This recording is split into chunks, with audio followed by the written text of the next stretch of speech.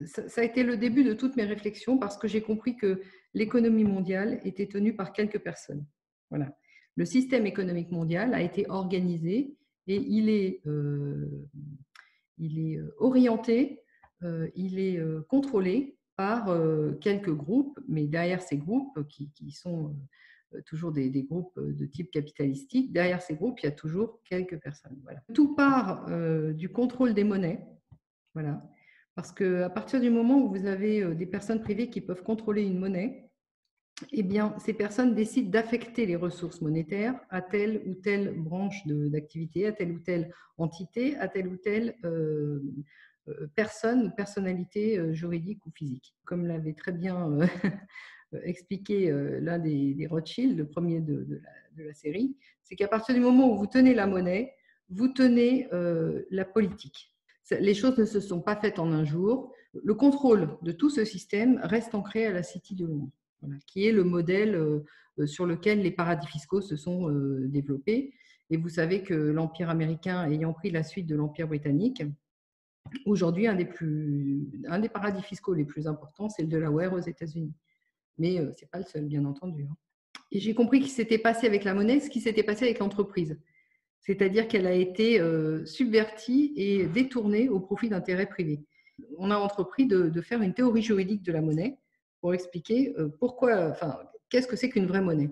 Et aujourd'hui, nous ne sommes pas dans un concept monétaire sain, nous sommes dans un concept monétaire subverti qui s'est transformé en signe économique. Aujourd'hui, les monnaies, elles sont sur un marché des monnaies, le marché des devises, et ça, c'est profondément antinomique avec le sens profond de la monnaie. Deuxième étape, c'est que les personnes qui géraient les monnaies ont donc pu finalement organiser le système politique qui leur convenait.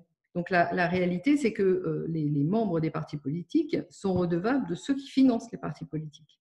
Et puis d'autre part, une fois que vous tenez le système politique, il devient facile d'organiser les lois à votre contenance, etc. Et c'est comme ça qu'on a vu le développement de toutes les règles qui favorisaient, si vous voulez, l'anonymat d'une façon ou d'une autre, non seulement politique, mais au niveau économique, et qui a pu accroître leur emprise sur l'organisation économique, d'une part interne aux États, dans un premier temps, ensuite internationale, et ça, là, on arrive au XXe siècle, pour maintenant avoir des velléités de créer un gouvernement mondial.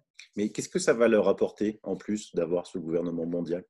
Une chose est d'avoir un pouvoir officieux, et une deuxième chose est de montrer au grand jour un pouvoir officiel, parce que vous n'avez plus de compte à rendre à personne, vous pouvez agir au grand jour, donner des ordres sans avoir à vous justifier, etc. etc. Alors, et puis, il y a aussi une autre raison, et cette raison-là, elle est difficile à comprendre, et je dirais que moi-même, j'ai mis beaucoup de temps à l'admettre.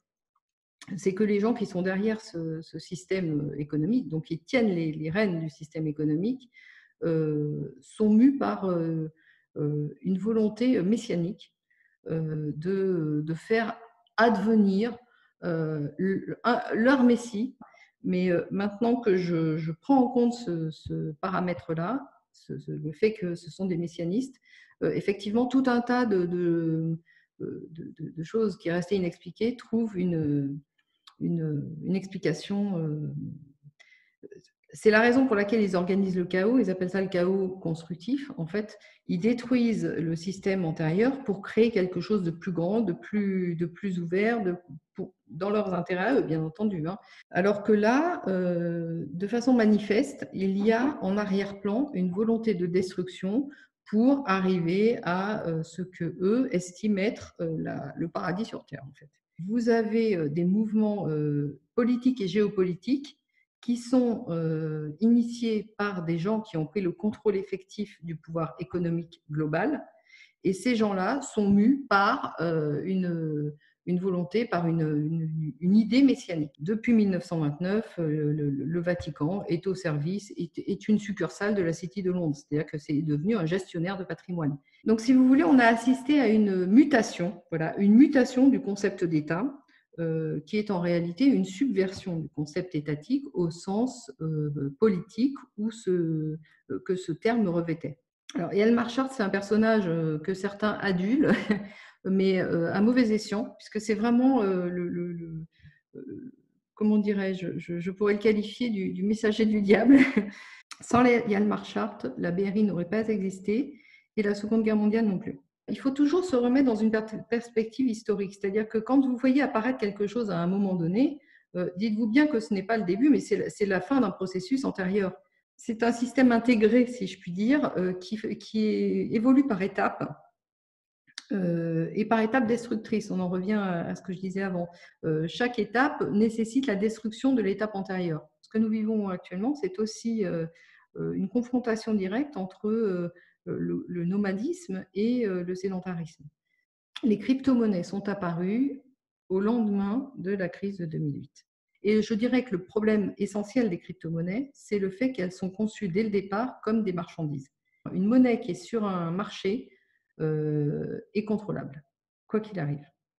Et évidemment, la monnaie n'a pas été conçue initialement comme une marchandise susceptible de transiter sur des marchés. Et les ferments du gouvernement mondial sont là et sont là depuis longtemps.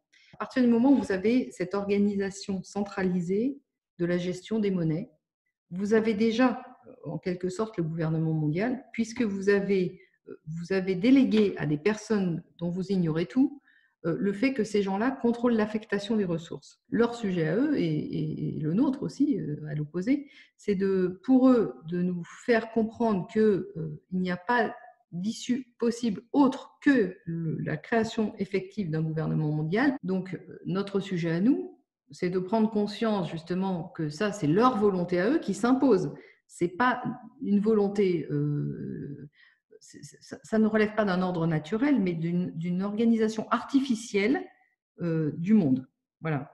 Et effectivement, à partir du moment où vous organisez une économie mondiale, telle qu'ils l'ont faite, une monnaie mondiale s'impose. Il faut comprendre que tout est lié. Ils ont organisé un contexte artificiel dans lequel le premier pas entraîne le second, le troisième, le quatrième. Et ça a été organisé par quelques hommes. Ça n'a pas été organisé dans le sens politique du terme, ça a été organisé dans le sens d'intérêts particuliers. Le gouvernement mondial, il est prédéterminé par tout ce que je vous ai expliqué, par la création artificielle d'une économie mondiale, la création artificielle qui va suivre d'une monnaie mondiale, et ce qui est à mon avis beaucoup plus important actuellement à suivre, c'est justement l'évolution de cette future monnaie mondiale, parce que la future monnaie mondiale déterminera le gouvernement mondial. Vous ne pouvez pas avoir une monnaie si ça sera facile pour eux de dire regardez, il y a une monnaie mondiale, il faut bien qu'elle soit gérée, contrôlée, donc le gouvernement mondial s'impose. Donc il y a quand même une lutte, mais je pense que la faction patriotique a perdu aux États-Unis. Elle a perdu et elle le sait. Donc maintenant, peut-être qu'elle est prête à tout, y compris à la terre brûlée. Et le Brexit a été initié par les banquiers de la City pour pouvoir reprendre justement la main sur cette faction patriotique de l'Empire américain qui contrôlait l'Union européenne. Il la contrôlait en étant allié à l'époque, de façon à pouvoir avoir les mains libres pour piloter le changement de monnaie mondiale. Tout le monde le savait, que le dollar ne serait pas viable à terme en tant que monnaie, en tout cas les banquiers ne l'ignoraient pas. C'est un théâtre qui nous est proposé pour nous faire adhérer à un système dans lequel on est perdant, pile on y gagne et face on perd. Le phénomène, le fait économique a pris le pas sur le fait politique. Et ça veut dire une chose, ça veut dire que le fait politique n'existe pas, tout simplement, parce que le phénomène politique est bien au-delà du simple fait économique. Le phénomène politique doit englober le phénomène économique, mais ne s'assimile pas au phénomène économique. Donc la politique a disparu, et dans nos pays, c'est devenu quand même relativement flagrant maintenant, mais ça existe depuis longtemps, en fait. C'était caché, mais c'était déjà là. Et les choses n'arrivent pas par hasard, c'est-à-dire qu'à partir du moment où vous constatez un problème à un moment, les racines du problème sont bien antérieures en réalité. Maintenant, je me pose quand même une question, parce qu'au niveau patriotique, chaque militaire de chaque pays, c'est des patriotes. C'est quelqu'un qui est là pour se battre pour son drapeau, pour aller faire la guerre. J'ai envie de vous répondre, ça dépend du statut hiérarchique qu'il a. Oui. Parce que moi, je le répète souvent, hein, on est dirigé par un système pyramidal, eux, ils sont tout en haut de la pointe de la pyramide. Mais si le peuple en masse se soulève, ils sont rien du tout. Bah, justement, c'est un des sujets et bon, c'est ce qui m'a fait dire que, en effet, cette pandémie est arrivée, enfin en tout cas en France, à brûle-pourpoint, pour ressouder les troupes populaires derrière la tête artificielle qui lui est imposée. C'est est-ce que les peuples vont se réveiller de tout le conditionnement dans lequel ils ont été entraînés depuis, c'est pas des dizaines d'années, hein, c'est des centaines d'années. Ça demande aux gens d'accepter qu'ils aient été trompés, qu'ils se soient trompés eux-mêmes. Et c'est le plus difficile. C'est que vous pouvez difficilement convaincre quelqu'un que pendant plusieurs générations, tout le monde était dans l'erreur. Donc la réalité, c'est que c'est un combat de chaque individu contre lui-même. Et c'est ce combat-là qui est le plus difficile à mener, puisque il nécessite d'ouvrir les yeux et de se comment dirais-je, de se réveiller. En fait, c'est comme si on avait été dans un rêve, de se réveiller, de voir la réalité en face et après d'avoir du courage. À partir du moment où vous organisez un collapse économique, le revenu universel s'impose parce que votre population va tomber dans une misère tellement évidente que si vous imposez le revenu universel, vous passez pour un sauveur. Et pourtant, les effets qu'on nous impose pour se protéger de ce virus vont avoir pour effet le collapse économique. Et le collapse économique va générer beaucoup, beaucoup de morts, beaucoup plus que le Covid.